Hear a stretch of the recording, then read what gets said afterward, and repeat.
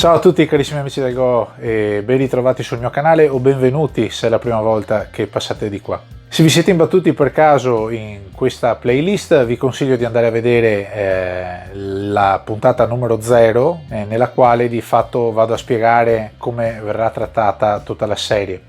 Andiamo avanti quindi, dopo aver studiato i primi due pattern del libro di Takemiya Masaaki sugli enclosure Joseki, andiamo a studiare quindi questo terzo pattern che parte sempre da uno shimari nell'angolo in alto a destra. Come accennato nell'introduzione e anche nelle puntate precedenti, sottolineo che questo tipo di Joseki è un po' articolato, per cui potrebbe essere più gestibile da una persona che già mastica un po' il gioco, diciamo dai 20 Q in su. Però se anche un neofita vuole provare a vedere e cercare di capire qualcosa, è assolutamente tutto vantaggioso per incrementare le proprie capacità e le proprie conoscenze nel mondo del Go. Ma partiamo subito a sprombattuto con l'analisi di questo nuovo pattern.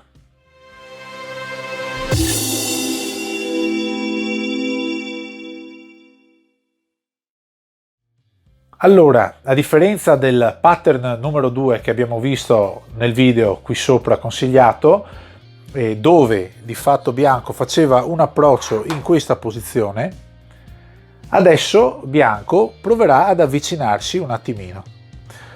Di conseguenza nero troverà il modo di bloccarlo in questa posizione, quindi ad un incrocio di distanza. Ed ecco quindi che bianco, per tentare di fare una vera e propria invasione d'angolo, andrà a prendersi il punto chiave che è per la precisione questo. E da questo punto si dirameranno, poi lo vedremo, tutte quante le nostre sequenze. La prima cosa che possiamo allora notare rispetto al pattern precedente, visto nella lezione numero 2, è che qui dentro bianco ha effettivamente meno spazio per potersi sviluppare, in virtù del fatto che avendo giocato come prima mossa questa e di conseguenza nero ha giocato ad un Nikken and Toby di distanza alla sua pietra, questo spazio naturalmente si è accorciato. Nero quindi, consapevole della forza intrinseca che ha la sua forma, il suo shimari diciamo qui in alto, con questa pietra qui che comincia a dar fastidio a questa pietra qui, che comincia a essere appunto chiusa tra questi gruppi di pietre, Nero rinforza questa sua con questo Kozumi in questa posizione qui. Anche questa posizione qui sarà una posizione un po' basilare da cui poi vedremo si dipaneranno molte sequenze. Cosa fa quindi bianco adesso? Allora, prima scelta, fa una sonda in questa posizione e nero decide di rispondere in questa posizione qui. Ecco che bianco allora crea una buona forma, ok? La testa di lupo, famosissima, al che poi c'è la possibilità eventualmente anche di continuare in questo modo qui. Possono essere due mosse conseguenti che hanno senso. Cosa otterremo quindi? Che nero, dopo essersi rinforzato, avrà sicuramente l'angolo. Bianco è riuscito molto bene nella propria invasione perché è andato a rubare tutta questa porzione di lato, avrà anche del margine per farsi una base e costruire un occhio, una forma sabaki che gli permette di essere resiliente e uscirsene verso il centro.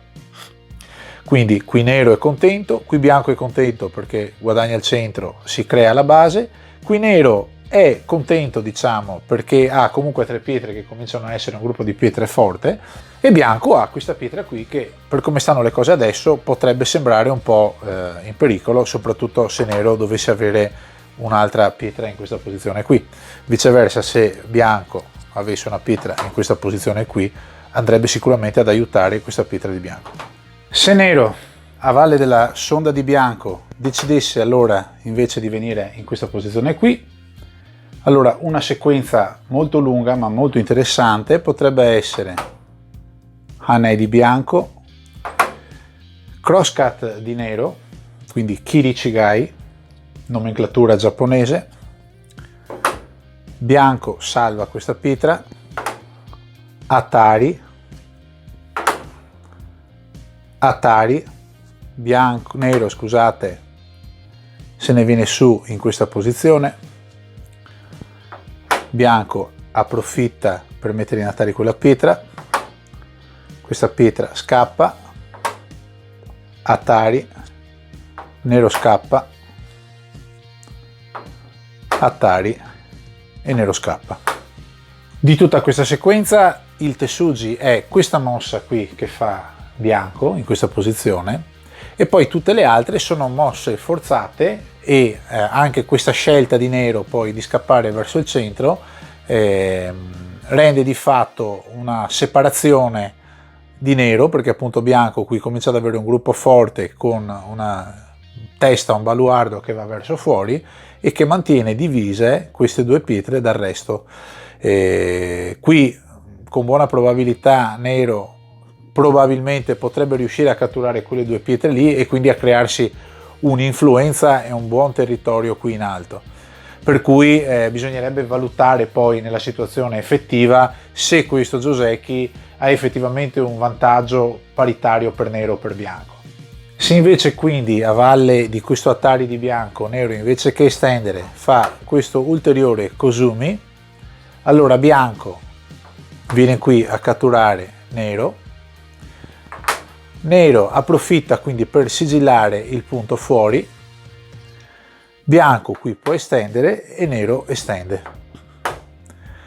Ecco che vediamo che qui è una posizione forse migliore, perché nero vive e fa anche un po' di punti qui nell'angolo, ottiene questa buona influenza e comunque esce verso il centro. Bianco qui riesce a creare un piccolo ancoraggio, anche se questa sua pietra è ostaggio di nero, e anche lui riesce ad uscire verso il centro. Ne risulta quindi che tutto sommato a valle di questo Kozumi ulteriore di nero, bianco invece di andare a catturare riesce a migliorare un po' la situazione in questo modo, perché se nero poi se ne viene fuori in questa posizione, bianco può anche lui scapparsene fuori. Cosa notiamo? L'unica differenza è che questa pietra resta comunque ostaggio di bianco e nero qui resta aperto, per cui resta dell'agi che ci potrebbe permettere di fare ancora qualcosa in questa posizione. Magari finito il Joseki la partita potrebbe spostarsi in altri fronti in giro per il Goban, però abbiamo ancora delle situazioni aperte, quindi appunto dell'agi che, come abbiamo visto in alcune pillole, è sicuramente una buona cosa da tener conto per poter amministrare poi il resto della partita. Torniamo indietro allora di un po' di mosse e ritorniamo quindi a questo Hane. Quindi nero, invece di fare il suo Kirichigai in questa posizione, decide di ritirarsi con questo Nobi per andare verso su. Sequenza interessante per bianco, quindi bianco tenta di uscire. Adesso c'è il Kirichigai, il crosscut di nero, e bianco chiude in questa posizione gettando le basi per questo Ko, che è molto interessante in questa posizione. Lo potete vedere anche voi senza che ve lo stia a mostrare io, che se lo vince nero o se lo vince bianco le cose possono cambiare di molto. Bisogna però sottolineare per l'ennesima volta quel famoso proverbio del Go che dice che non ci sono minacce Ko all'inizio della partita.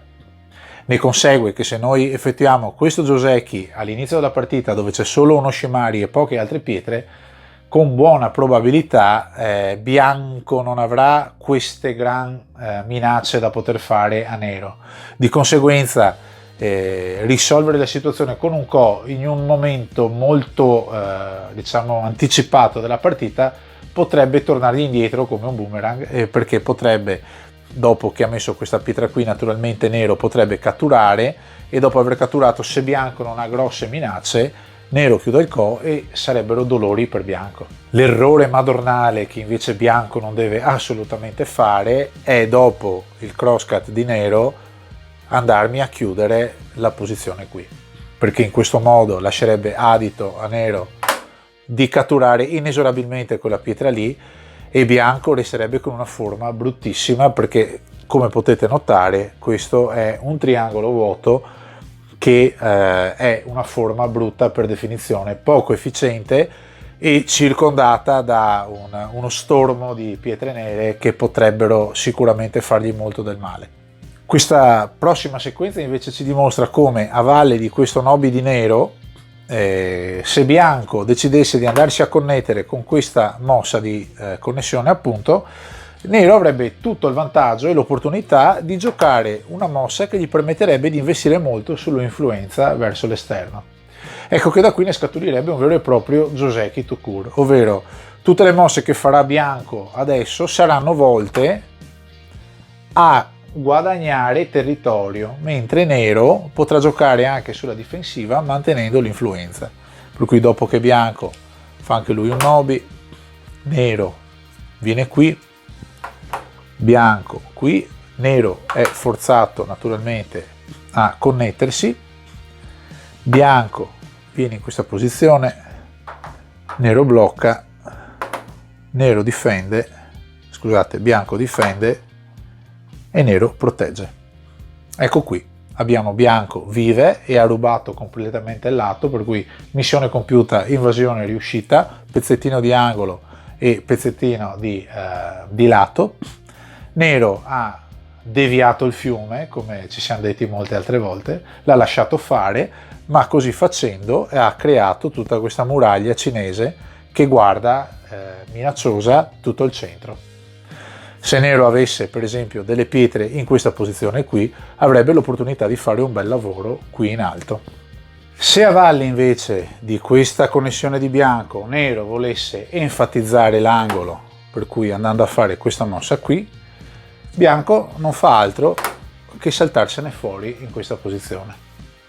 A prima vista voi direte, certo, ma se nero viene a tagliare in questa posizione qui, beh, si verrebbe a creare questa situazione, e se anche nero taglia, doppio Atari e bianco riesce comunque a venirsene fuori. Sempre quindi a valle di questo Nobi di nero, bianco può anche decidere di provare ad andare su. Nero naturalmente è intelligente che preservi il proprio angolo in questo modo qui. Bianco allora fortifica in questa maniera. Nero può decidere quindi di cominciare a togliere libertà a quelle due pietre di nero, ed ecco che qui bianco può saltarsene fuori. Perché?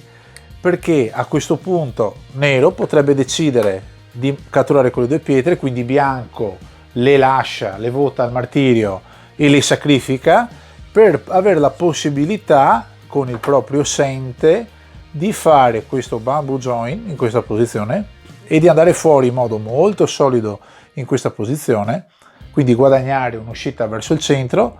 Lui ha comunque, bianco ha comunque distrutto il potenziale territorio che nero poteva fare qui, e c'è ancora un po' di agi su questa pietra di nero, perché bianco in qualsiasi momento della partita potrebbe decidere per esempio di metterla in Atari.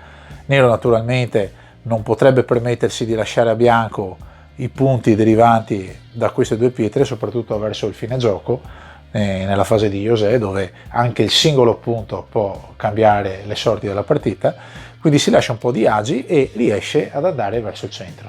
Torniamo allora indietro di un po' di mosse. Nero allora adesso, invece di andare a fare questo Nobi in questa posizione, decide di unire in questo punto qui. Ecco allora che bianco potrebbe approfittare per guadagnare l'angolo in questa posizione. Nero fa Atari, bianco connette, nero divide i due gruppi di bianco, bianco se ne salta lì perché deve fare naturalmente un ancoraggio per poter vivere, nero blocca e bianco connette. Insente perché nero deve ancora amministrare questo taglio, per cui con buona probabilità nero dovrà andarsi a proteggere questo taglio in qualche modo e perderà il sente. Di conseguenza bianco vive nell'angolo, capitalizza il punteggio, nero certo si fa una grande influenza ma perde il sente. Adesso tocca a bianco e può giocare dove meglio crede. Quindi sempre a valle di questa connessione di nero, bianco potrebbe fare un'uscita verso il centro, nero potrebbe sfruttare la ghiotta opportunità di fare questo crosscut, e anche qui bianco potrebbe generare un Co come quello che abbiamo visto prima, e vale la stessa cosa detta prima. Naturalmente bisogna valutare quante minacce ci sono in gioco per poter capire se questo Co in questa posizione qui e in questo momento della partita è veramente efficace. Se nero invece di fare il crosscut andasse in questa posizione qui, bianco naturalmente andrebbe su e con una sequenza più o meno analoga a quella che abbiamo visto prima riuscirebbe a trarre profitto nell'angolo e diciamo che la situazione potrebbe risultare un po' più sfavorevole per nero, perché se anche ci sono delle minacce aperte in questa posizione qui è facile notare che se anche nero volesse dire faccio qualcosa del genere, bianco viene qui, e se anche nero viene qui, queste due pietre sono morte perché hanno meno libertà di queste pietre qui, per cui sarebbe un po' un piccolo disastro. Certo è vero che nero comunque qui mantiene un grado di influenza verso il centro, che comunque è una situazione vantaggiosa. Se nero invece di bloccare in questa posizione decidesse di enfatizzare l'angolo in questa posizione qui, bianco con questa elegantissima mossa andrebbe a creare l'opportunità di formare quindi un ponnuki. Nero naturalmente potrebbe voler decidere di pressare in quella posizione qui, e qui bianco con un bellissimo Ikentobi, guardate, riesce a portarsi fuori e a dividere i due gruppi di nero. Se nero invece quindi di minacciare decide adesso sì di chiudere in questa posizione qui, la sequenza naturale sarebbe questa qui, nero chiude, bianco se ne viene su, nero blocca, bianco protegge e vive, nero perde il sente perché è obbligato a proteggere questo taglio, quindi perde il sente, però guadagna, guardate, moltissima influenza. Bianco qui vive ed è felice, ha rubato lo spazio, vive tranquillamente, e anche questo è un vero e proprio Joseki nel vero senso della parola.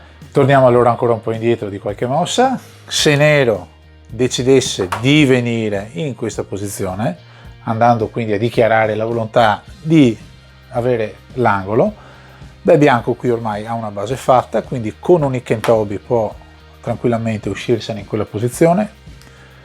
Kozumi di nero, Keima di bianco. Bianco si ancora, se ne esce verso l'esterno, nero tiene l'angolo e crea un po' di influenza in questa posizione qui.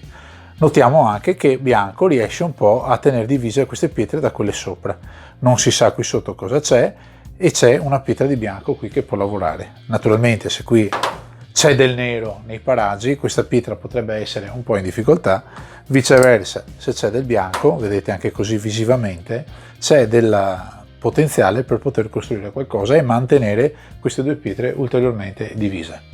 Ci stiamo avvicinando alla fine della nostra chiacchierata, quindi se nero decidesse di venire in questa posizione, bianco fa il nostro famosissimo, ormai conosciuto Tessuji, quindi il crosscut in quella posizione, nero naturalmente deve dare Atari, bianco mette in Atari, nero protegge, Atari di bianco, nero cattura bianco in questa posizione, Nobi di bianco, Nobi di nero, Keima di bianco, e vediamo quindi che bianco si fa questa resiliente e bellissima forma Sabaki, dove riesce a creare un piccolo ancoraggio in questa posizione qui, distrugge il lato, crea appunto questa forma molto forte dentro che gli dà la possibilità di spiccare il volo verso il centro.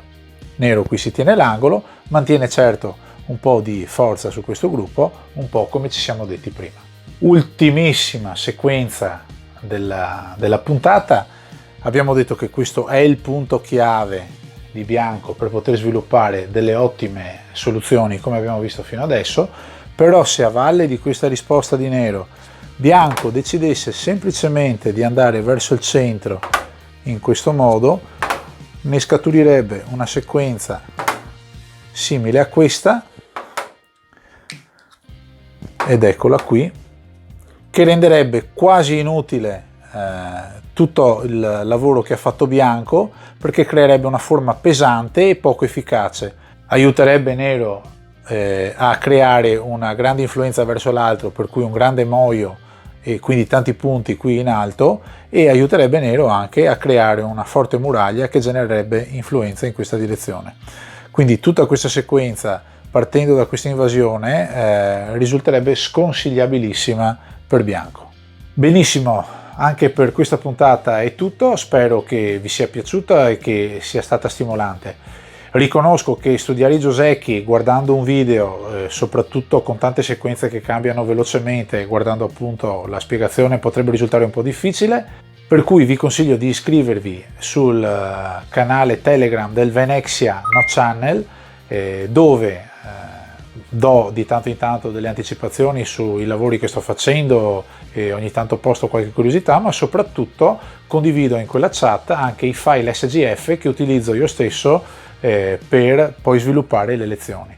Per cui, a mio avviso, guardate il video, vi fate un po' l'idea, provate con il vostro Goban un attimino, vi fate un po' l'occhio, cercate di prevedere le sequenze per capire se avreste anche voi un po' l'ottica giusta, e poi col vostro bel SGF davanti a un tablet, a uno smartphone o a un computer, e con il vostro bel Goban di fianco fate tutte le vostre prove, incrementate le capacità, provate su una partita reale tutte queste sequenze in modo che vi rimangano nella memoria muscolare. Grazie ancora per l'attenzione e ci vediamo al prossimo video. Ciao a tutti!